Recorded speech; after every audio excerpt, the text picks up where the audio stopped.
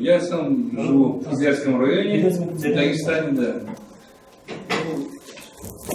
Общественной деятельностью начал заниматься лет 7 уже, да. Вот общественной деятельностью начал заниматься уже лет 7. В связи с чем это? Ну, в Кизлярском районе нагайцев не так уж много. Было в советское время где-то около 7 тысяч. Сейчас, по нашим подсчетам, где-то чуть более 3 тысяч в Кизлярском районе мы остались. Еще меньше рядом с нами в Тарумовском районе. Ну, потому что молодежь в связи с отсутствием работы уезжает на север, в Москву, там, по всем городам. Ну, вынуждены, да, работать. Но в настоящее время вот самосознание нагайцев поднимается, и каждый во всех этих, как бы сказать, старается сохранить свою культуру, язык, традиции. И в связи с этим мы в Кизляре зарегистрировали вначале национальную культурную автономию в Кизлярском районе. Ну, также зарегистрировали в Нагайском районе, и потом ФНК, Федеральную национальную культурную автономию, которую возглавлял Казмагомед покойный. Но в Кизлярском районе основное у нас что? Нагайцы лишились земель. Вот чтобы вернуть нам земли, нам национальная культурная автономия не могла ничего дать. Она могла дать только культуру, сохранить язык, традиции.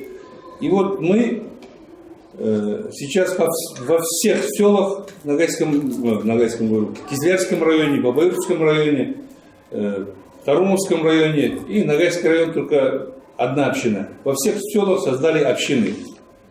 Общины коренного малочисленного народа нагайцев.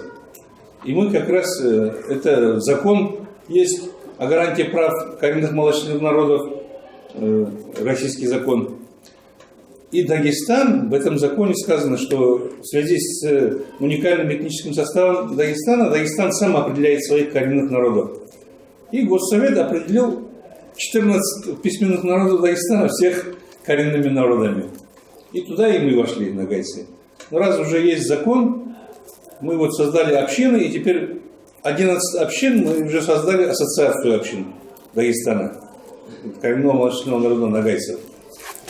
И вот это, раз закон есть, вот в связи с этим законом свои исконные земли требуем вернуть нам, коренному малочисленному народу. Ну вот уже 4-й год это с большим трудом через суды, арбитражи и все такое, потому что земли уже розданы, люди взяли зеленки. Ну, в общем, начинаем забирать эти земли, получается потихоньку. Ну и постоянно вот с общиной как-то легче работать, потому что каждое село, община, да, проводится собрание, и тут же и традиции, чтобы сохранить. И вот мы уже проект создали «Эколого-этнической деревни». Это музей под открытым небом. Аул Зармамбет, у нас старинный аул был, его уже нету. И сейчас свой аул хотим переименовать вот, на Зармамбет. И еще хочу сказать, вот в мае 24 году, осталось-то тут 4 года, даже 3 года с небольшим, у нас есть самый старый аул в Кизлярском районе, это Агузер. Многие слышали, наверное. Хотим 500 лет Агузеру, со дня образования села Агузер. Ну вот, поэтому ищем материалы, все.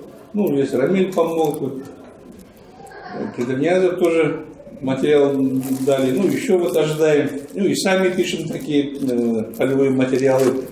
Как бы раньше старики передавали из уст в уста, как еще Шейх Мамай на славу приезжал туда там. И вот самого Агузера, конечно, Агузером он не назвался, а было около 5 сел маленьких разбросанных. И потом с них, да, образовался Агузер. Вот я прошу вот вас. Ну, так говорят Угузгер, типа Угуз это буйвол, буйволиное место. Ну, я что-то сомневаюсь, вряд ли. Агузы, Может, агузы. Да, может быть, агузы, да. Время было. и земля откуда как взяли. Да. Вот Сарисет Вот земля Менглиева, была. допустим, она как раз придерживается этой версии, что это, скорее всего, от агузов еще осталось название. Не знаю. Так что прошу, если какой-то материал вот будет про Кизлярскую зону, про нагайцев, про Шихмамая кочевал, там, Штырековый, такой материал мы хотим сейчас издать брошюру уже вот в этом году, чтобы подготовить правительство, все, чтобы они знали, что из 11 государств мира хотим пригласить всех представителей нагайцев. Ну, большой праздник хотим сделать. Так что вас всех тоже пригласим. Все заранее приглашаем всех. Большое спасибо, Рахмат Сабу у нас.